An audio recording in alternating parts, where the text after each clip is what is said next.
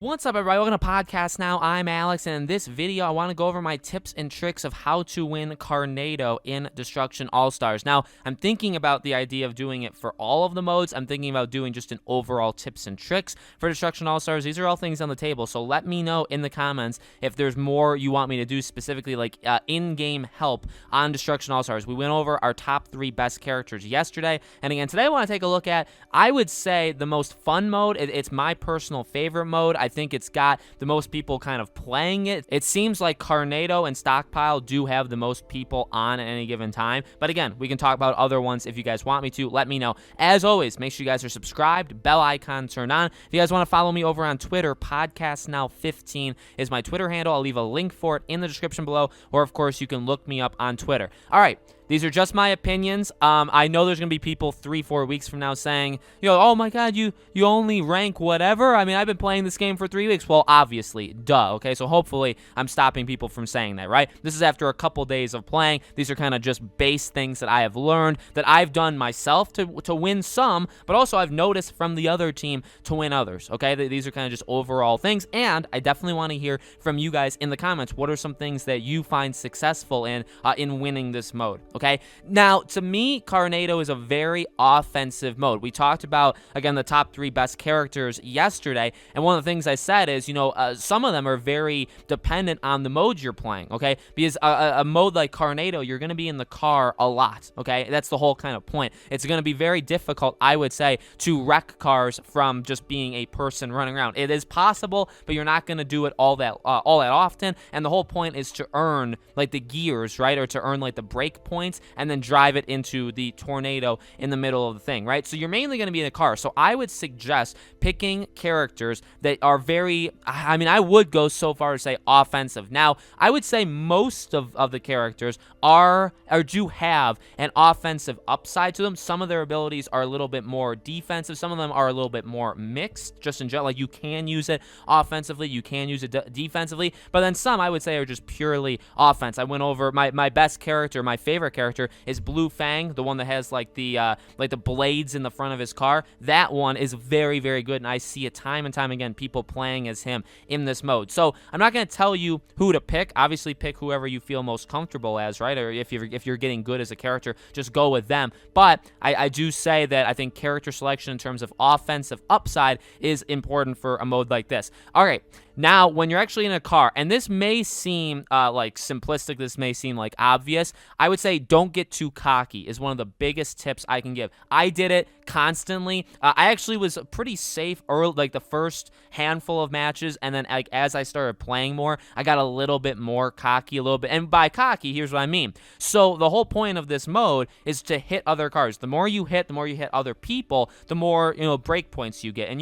Honestly, I don't know the breakdown of what it takes. I think if you do a light hit, you get 1 point. If you do a really heavy hit, you get 5. I think if you KO somebody, you get 15, okay? Or like KO a car, or destroy a car, or wreck a car, I guess it would be. I know I'm saying a lot of words, but it goes up from there, okay? And you can get up to 50 break points per car, all right?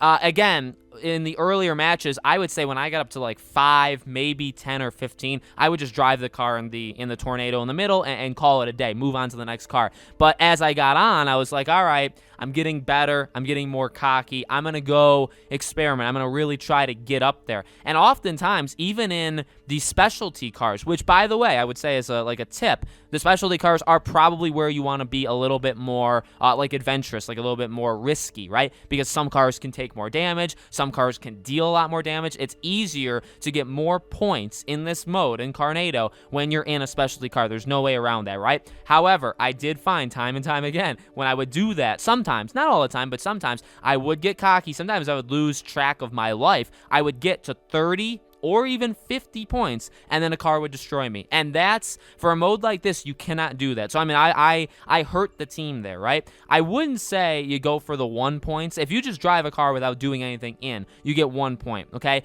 Normally, I mean, there is normally a really big spread. I've sometimes won these matches, like, my team has gotten like 490 points. I think we cracked 500 once, or maybe I saw the other team crack 500. But sometimes it can be a low-scoring one where you don't even crack 150 or 200. So it does, go back and forth, but obviously more points are better. I wouldn't go for one, but I wouldn't necessarily risk it all for, the 50. But again, I would say you got to be more risky in your specialty car than just a normal car. A normal car, I would go up to like 5 or 10, and then I would call it a day. Okay, because you never know what can happen in this mode. I would say look at your mini map. That's kind of a basic one that I don't think everybody does. In fact, even when I was playing the first 2 or 3 matches, I didn't even know there was a mini map. Okay, I actually forgot, and then I saw it and I was like, oh, this is very helpful, right? Being able to catch cars off guard. Now, obviously, there's that aspect of it too. In a mode like this, literally, you need to hit cars, and that can be difficult, especially if you're new.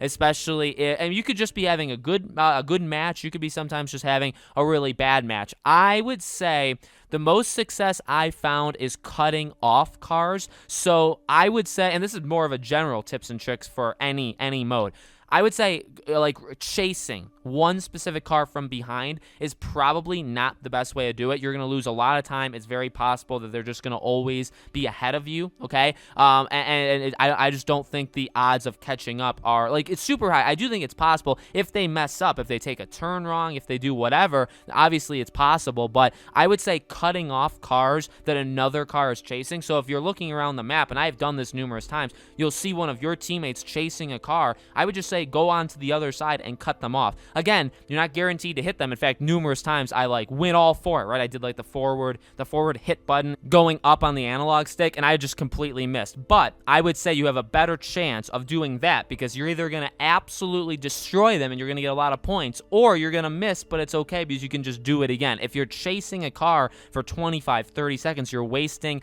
a lot of time. And speaking of wasting a lot of time, I would say kind of the final thing is this really is not the mode to be on your feet. Now, you will see, especially maybe even the matches I'm showing you, there actually are quite a lot of people that are on the ground, but I think it's kind of just because of the mode this is. You drive the car in, the car goes up, and you have to find a new car. Now, that is extremely important, and I will tell, I got to be honest, and I have only played, at the time you guys are watching this, I've only played a couple days, so I'm probably going to get better with each day. You got to get used to the parkouring. You got to get used to the jumping. Sometimes you want to jump up a platform and it jumps you over, or sometimes it runs you across instead of jumping you up. The game is a little finicky that way, but a general rule of thumb for this mode is you want to get in the car as quickly as possible. You really don't want to be around. And sometimes cars are on the outskirts. Sometimes you want to look for those parkouring platforms that you got to run across to jump on. But you got to get into a car, I would say, as quickly as possible. If you're running around, you're really not doing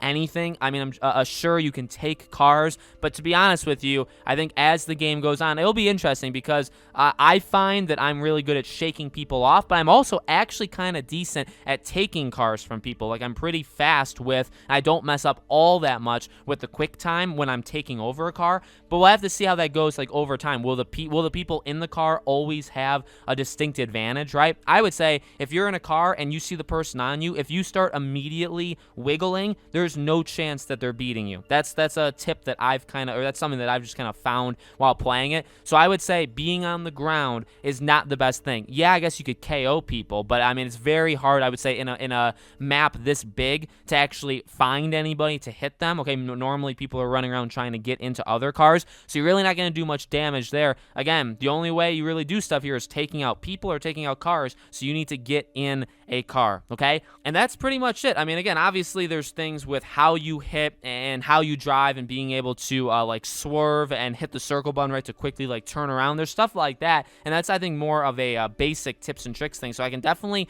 do something like that, like an overall how to play this game. We can do that in the coming days if you guys want me to. Let me know in the comments below, and as always, let me know what your tips and tricks are for this mode. What do you find successful in winning it? Let me know. Let the community, anybody else watching this video, let everybody know how you guys win it, and we can all kind of help each other, okay? As always, make sure you guys are subscribed, bell icon turned on. If you guys want to follow me on Twitter, again, Podcast Now 15 is my Twitter handle. I'll leave a link for it in the description, and of course, you can look me up on Twitter.